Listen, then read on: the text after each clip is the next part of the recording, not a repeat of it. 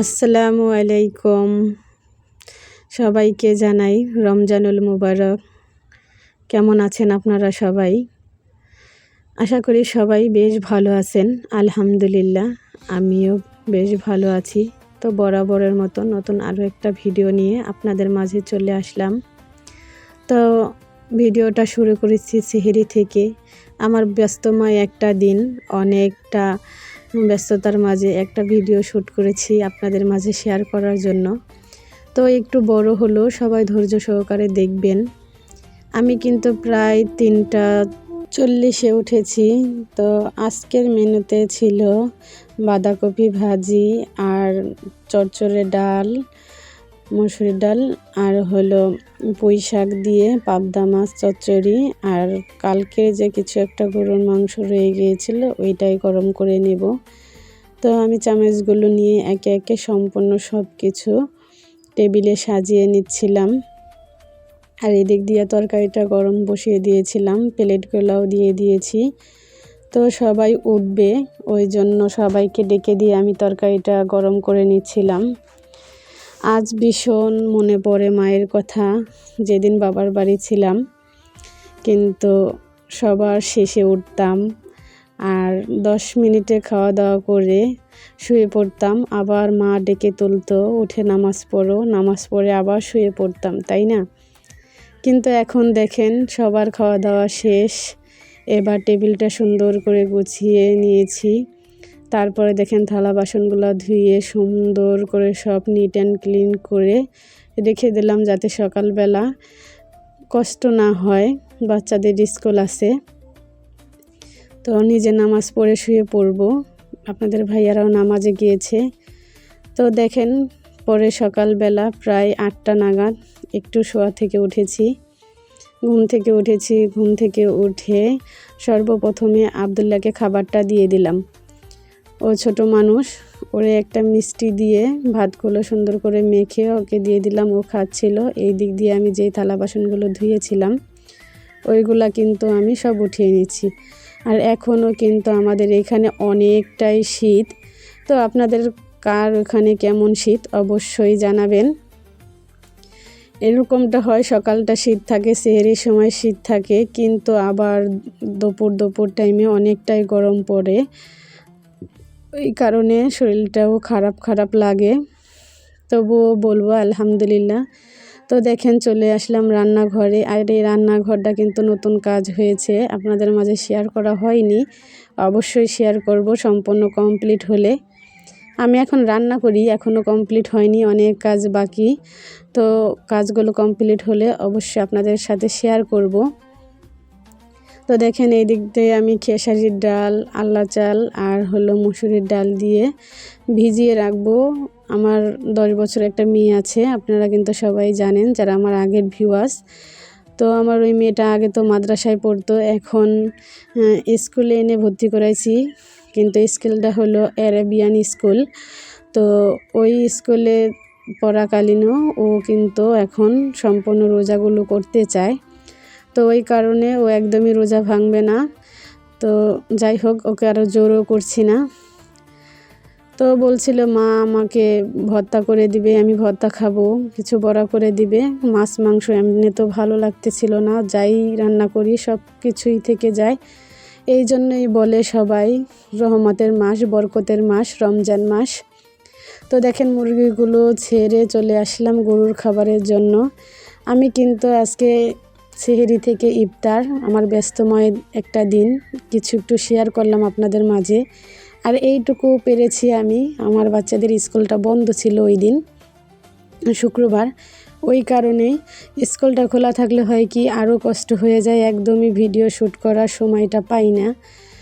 যাই হোক, দেখেন আমি গরুকে খাবারটা দিয়ে দিলাম। গরুকে খাবার দিয়ে আমি যাব সব কিছু রেডি করার জন্য, কারণ সব কিছু রেডি না করে রাখলে নামাজ পড়ে এসে রান্না করতে অনেকটাই ঝামেলা হয়ে যায়। সবাই বলে রমজানে নাকি একটু সময় পাওয়া যায়, কিন্তু আমি দেখি একদমই সময় পাওয়া যায় না, অনেকটা ব্যস্ত দিন কাটে।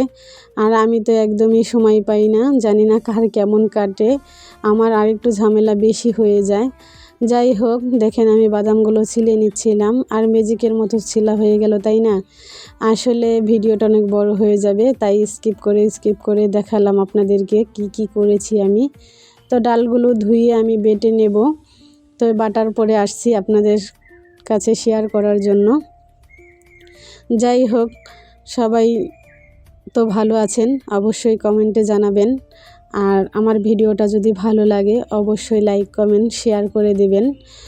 আর যারা নতুন ভিউয়ার্স আছেন তাদেরকে সবাইকে জানাই অসংখ্য ধন্যবাদ। আমার পুরান যারা আছেন তাদেরকেও অনেক অনেক ভালোবাসা এবং দোয়া।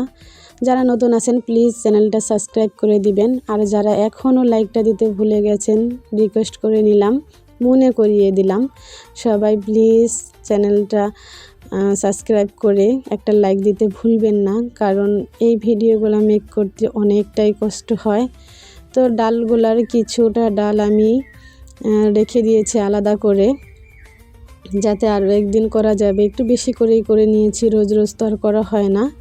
তো আমি সব কিছু মাখিয়ে এখানে কিন্তু আমি পেঁয়াজ রসুন আদা সব একটু থেতলো করে শিলপাটায়, তারপরে দিয়েছি কিছু ধনেপাতা দিয়ে আমি সুন্দর করে মেখে রাখলাম। আর এদিকে কয়টা নদীর মাছ ছিল ওইগুলো আমি ভেজে নিব, কয়টা টাকি মাছ ওগুলো ভর্তা করে নেব। যাই করি না কেন সেহরির সময় কিন্তু একদমই কিছু খাওয়া হয় না, সব কিছুই থেকে যায়। তো যাই হোক, চলো এবার গরু দুটাকে গোসল করিয়ে আমি যাব নামাজে। তো চলে আসলাম আমার গরু ঘরে এসে গরু দুটাকে গোসল করিয়ে দিব, কারণ দুপুরবেলা অনেকটাই গরম পড়ে, ওদের শরীরে তো গরমটা অনেক বেশি হয়, ওই কারণে ওদেরকে গোসলটা করাতে হয়। তো এমন একটা সময় ছিল যেই সময় কিন্তু একদমই রোজা থাকলে ভালো লাগতো না, সময় কাটতো না, যেতই না সময়, শুধু মার কাছে যেতাম আর বলতাম মা কখন ইফতারের টাইম হবে, মা এখনও সময় যাচ্ছে না। আর বারবার ঘড়ি দেখতাম, কিন্তু এখন কিন্তু তা হয় না, কখন সকাল থেকে সন্ধ্যা হয়ে যায় বুঝতেই পারি না। যাই হোক, যদি বাহির থেকে কোনো নয়েজ আসে সবাই ক্ষমা সুন্দর দৃষ্টিতে দেখবেন, কারণ নয়েজ আসতেই পারে। আমি দিনের বেলা ভয়েসটা দিচ্ছিলাম, কারণ রাতে ঘরে সবাই থাকে, ভয়েস দেওয়া যায় না। তো ওই দিক দিয়ে আপনাদের ভাইয়া কিছু ডাব পাঠিয়ে দিয়েছিল, আর আমি গোসল করে চলে আসলাম নামাজে। জোহরের নামাজ পড়ে চলে গিয়েছিলাম রান্না করতে, আর রান্না করে দেখেন চলে আসছি সরাসরি ইফতারিতে, কারণ রান্নাটা দেখাইনি এই কারণে ভিডিওটা আরও অনেক বড় হয়ে যাবে, এমনিতেই অনেকটা বড় হয়ে গেছে। তো দেখেন আমি কিন্তু ইফতারির জন্য সব কিছু গুছিয়ে নিয়েছিলাম। আর যারা আমার আগের ভিউয়ার্স আছেন তারা তো সবাই জানেন যে আমাদের বাড়ির পাশে মসজিদে প্রতিদিন ইফতারির আয়োজন হয়, ওইখানে খিচুড়ি দেওয়া হয়, বিরিয়ানি দেওয়া হয়, আর আমার খিচুড়িটা অনেকটাই পছন্দ, তাই আজও এক বাড়ি থেকে দিয়েছে, তো ওইটাও নিয়ে নিয়েছি। আর আমি কিন্তু ইফতারি বাড়িতে বানাই না, ইফতারিটা আমার বাজার থেকে কিনে আনা হয়, কারণ সবাই জানেন আমার দোকানে অনেকগুলো ওয়ার্কার আছে, যার জন্য প্রায় 200-250 টাকার ইফতারি কিনা লাগে। তো বিশেষ করে সব ইফতারি যদি আমি তৈরি করতে যাই আমি কিন্তু একদমই নাজেহাল হয়ে যাব, ওই জন্য ওর বাবা বলেছে তোমার এই ঝামেলা করার দরকার নেই, কারণ আমি একা মানুষ, এক গ্লাস পানি যে কেউ দিবে তাও কিন্তু নাই। যাই হোক, আমাদের এখানে হেল্পিং হ্যান্ডও পাওয়া যায় না। তো দেখেন আমি সব কিছু রেডি করে মেয়ে আর আমি বসে গেছি। তো আজানটা পড়ে গেছে, আমি কিন্তু খেজুরটা খেয়ে নিলাম। আর ওইদিকে আমার মেয়ে বসে, আমার মেয়ে আমাকে বলতেছে মা আমাকে কিন্তু একদমই ভিডিও করো না, আমি বললাম ঠিক আছে করব না। যাই হোক, তো দেখেন আমি কিন্তু বসে পড়েছি। সকালবেলা সোয়েটার পরা ছিলাম, এখন কিন্তু সোয়েটার পরা নাই, কারণ এখন একদমই শীত নেই, শীত সেহরি টাইমে পরে। তো যারা এই পর্যন্ত আমার ভিডিওর সাথে আছেন সবাইকে জানাই অসংখ্য ধন্যবাদ, আর সবাইকে প্রাণ ভরা শুভেচ্ছা।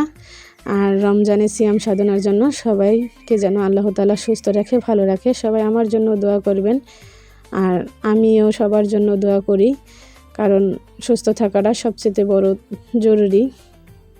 যাই হোক, কার রোজা কেমন কাটতেছে অবশ্যই কমেন্টে শেয়ার করবেন। সবাই ভালো থাকবেন, সুস্থ থাকবেন, এই বলে ভিডিওটা এখানে শেষ করছি। আসসালামু আলাইকুম ওয়া রাহমাতুল্লাহ।